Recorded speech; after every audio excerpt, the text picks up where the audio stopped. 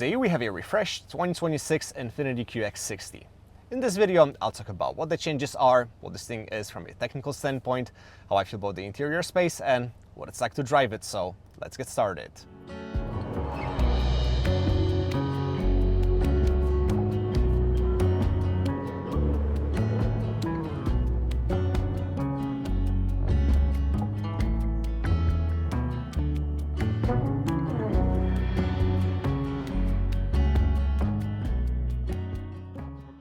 So for 2026, the QX60 received a mid-cycle refresh to stay somewhat competitive in a very competitive segment of luxury mid-size SUVs.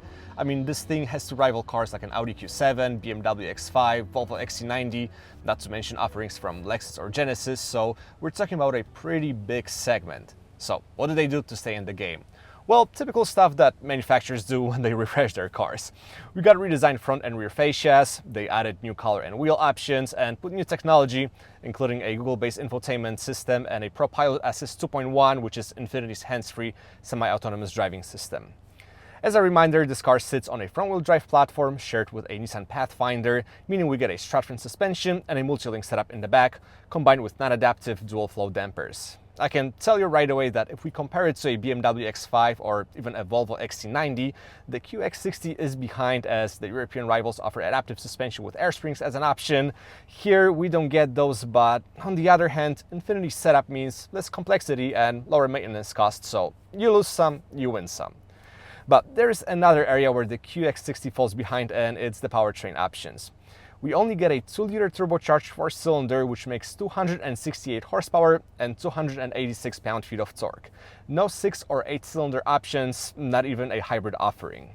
So just quickly about this 2-liter unit. It's a variable compression engine, and basically what it means is that it can adjust the compression ratio based on driving conditions. When you need more power and torque, the compression ratio is lowered, allowing for more boost from the turbocharger. When you drive normally, the compression ratio will be higher for better fuel economy.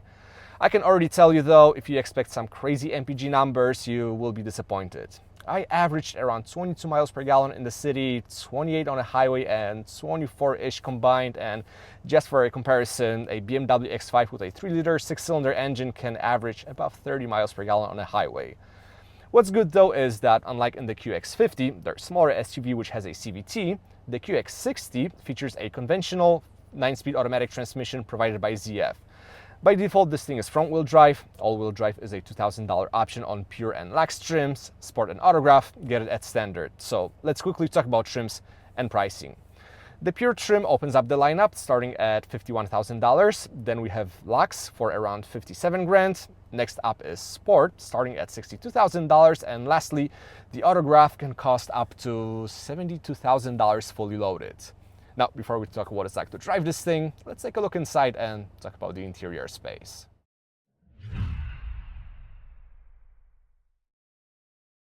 Okay, so we are inside the refreshed Infiniti QX60. It's a pretty positive surprise, at least in this top Autograph trim. The ergonomics are great, we get a lot of soft touch materials, real aluminum, and from a quality standpoint, this is a much nicer space if we compare it to a Lexus RX or an Acura MDX. Thankfully, the piano black plastic is limited to the HVAC controls, which are haptic, and even though I'm not a fan of any haptic controls in general, I have to say that Infiniti's implementation works pretty well and I had no major issues using it. As I mentioned in the beginning, the refresh brought a Google-based infotainment system which features built-in Google applications such as Google Maps, and it works pretty well. I really appreciate the fact that we have a physical controller for it, but the graphical interface of the system itself feels already dated. I can see this working in a Nissan, but not in a premium SUV. At least we get wireless Apple CarPlay and Android Auto, so you don't have to look at a built-in system if you don't have to. Just gonna put the Apple CarPlay and that will do everything for you. Now, the usability. As you expect from a family hauler, the storage throughout the cabin is pretty good. We get plenty of storage compartments, well-designed center console, decent-sized door pockets, and very spacious trunk, which offers 14.5 cubic feet of space behind the third row, 41.6 behind the second row, and 75.6 cubic feet after folding all seats down, so those numbers are one of the best in the segment. The front seats are super comfortable with a lot of padding, and the Autograph trim that we have here gives us heating, cooling, and a 3-mode pseudo massage mode for the back. That said, the adjustability isn't crazy, and the whole week I wasn't able to find a good seating position, which to me is one of the deal breakers when it comes to cars. The steering wheel is at a weird angle and it always seems too high even at its lowest setting, and I'm either too far from the steering wheel or too close to the pedals. Now, the things are much better in the second row. The headroom and legroom are huge, the floor is flat, and this top autograph trim replaces the bench with two captain's chairs. We also get a climate control, two USB-C ports, as well as a household power outlet. The third row is very easy to access and you can fit two adults for short distances, but typically for this segment, the space is designed mostly for kids. Additional air vents and charging ports are a nice touch, but like I said, two full-size adults will be a little cramped, but on short distances, you'll be fine. Now, the question is, what it's like to drive the QX60 on the long distances? Well, let's head into our favorite back road and check it out.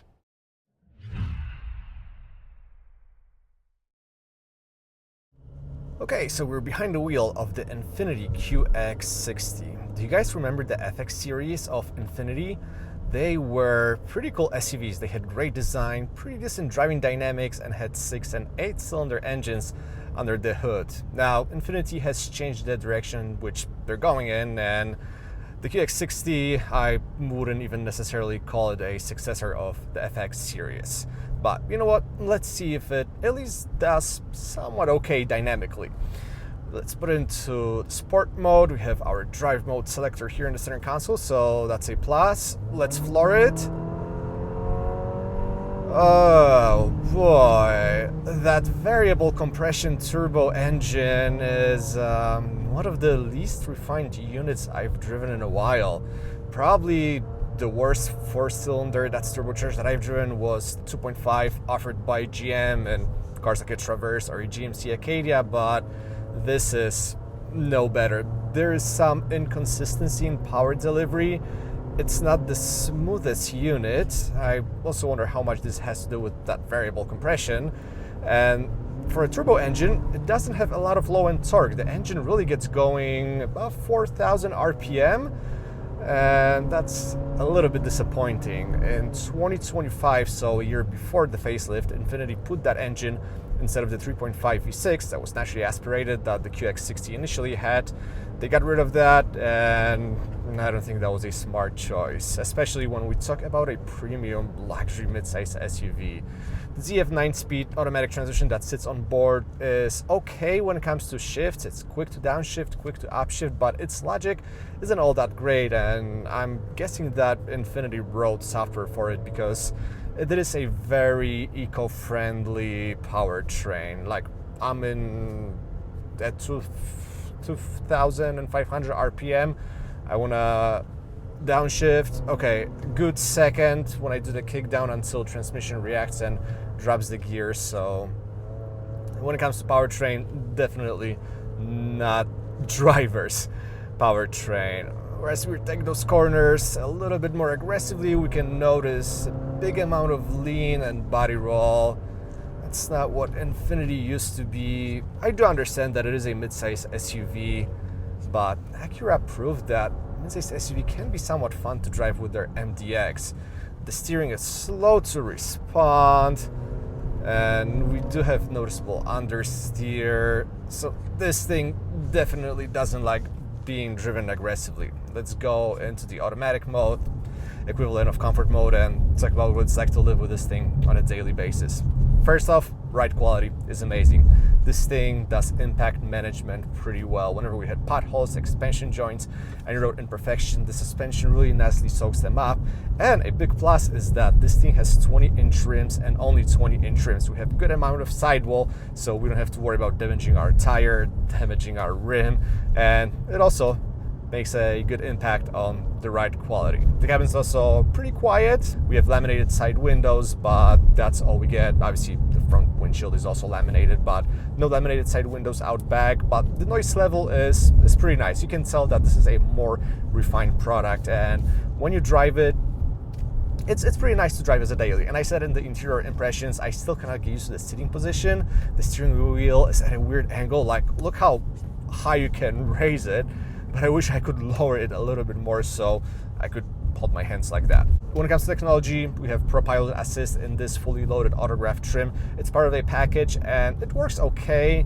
not as good as Super Cruise and GM products. I still think that Super Cruise is the best hands-free semi-autonomous driving system, but this works pretty okay. When you're on a highway, it's gonna automatically change lanes for you if you wanted to. You can also press a button. It's gonna tell you there's an opening and the car ahead of you is going slower, so let's change lanes and go at the speed that you set. So also using this car is pretty good. The ergonomics are great. It's not the most user-friendly cabin because we have haptic controls, so you still have to look to see which button you're clicking, but I'll take this over, having to find those options in the menu. So overall, nothing necessarily bad about this thing, but there's also nothing that really stands out about the QX60. So let's head into the final thoughts and summarize it.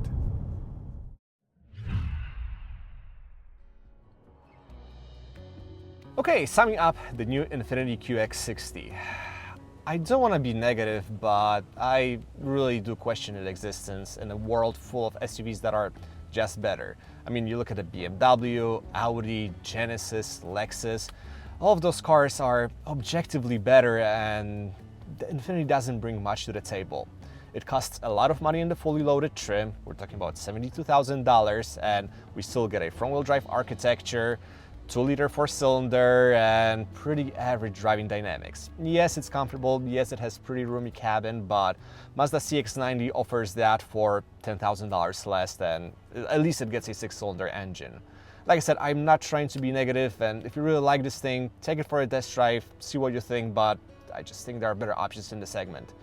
Anyways, thanks so much for watching. I'll catch you guys later.